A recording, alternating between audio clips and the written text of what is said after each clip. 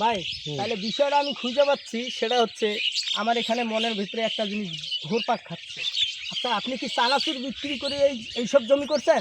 আরে ভাই, এই যে 3 বছর 4 বছর হলো আজকে আমার দোকান করার বয়স। 4 বছরের মধ্যে আল্লাহ রহমত 5 বিয়ে করছি। জি জি।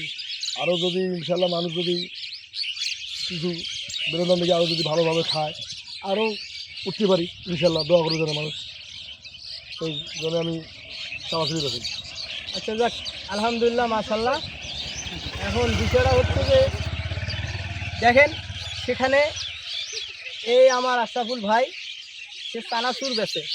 তার একটা ছোটোখাটো একটা দোকান, কিন্তু সে দোকান দেখে কেউ অবহেলা করবেন না। ব্যবসা এমন একটা জিনিস, সেটা ছোট হোক বা বড় হোক, ব্যবসা ব্যবসায়ী, ব্যবসার মতো নেই।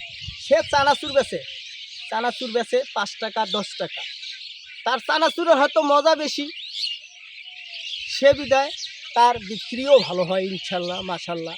সে চানাচুর বেচে 5 টাকা 10 টাকা করে কীভাবে সে 5 বিঘা মাটি করতে পারে? শুধু আপনাদের ভালোবাসায়, মনে হয় আপনাদের দোয়ায়, এবং সে 5 বিঘা জমির আজকে মালিক। তো যাই হোক, ভাইয়ের আর কিছু সাক্ষাৎকার নেই। ভাই, আর কিছু কথা আছে আপনার? না ভাই, আর কী করবো, মানুষ, আমি জনগণ ভালো করি ভাবে করি। জি জি। আমার যদি চানাচুর ভালো লাগে, সবাই যেন আমার কাছে খায়, এটাই কথা বলিবেন।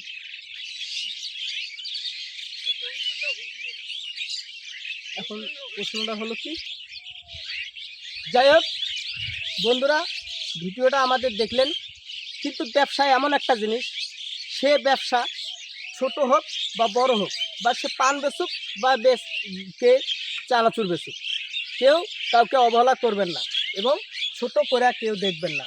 কারণ 5 টাকা চানাচুর বেচে, সে যদি আজকাল যদি 5 বিঘা জমির মালিক হতে পারে, তাহলে কি মনে করছেন ভাই? আজকাল জীবনে কেউ উপার্জন করে 5 বিঘা জমির মালিক হতে পারে না, চাকরানদারও করতে পারে না, কারণ জমির দাম তো আজকাল কম নেই ভাই। যাই হোক, আমার এই ভাইটার প্রতি সবাই একটু দোয়া করবেন। আর ভাইটা আজকে হুন্ডা দিয়ে চানাচুর বেচতেছে, বেচুক, সমস্যা নেই, কেউ ভাইটাকে ছোট করে কেউ দেখবেন না। ভালো থাকবেন, সুস্থ থাকবেন, আল্লাহ হাফেজ।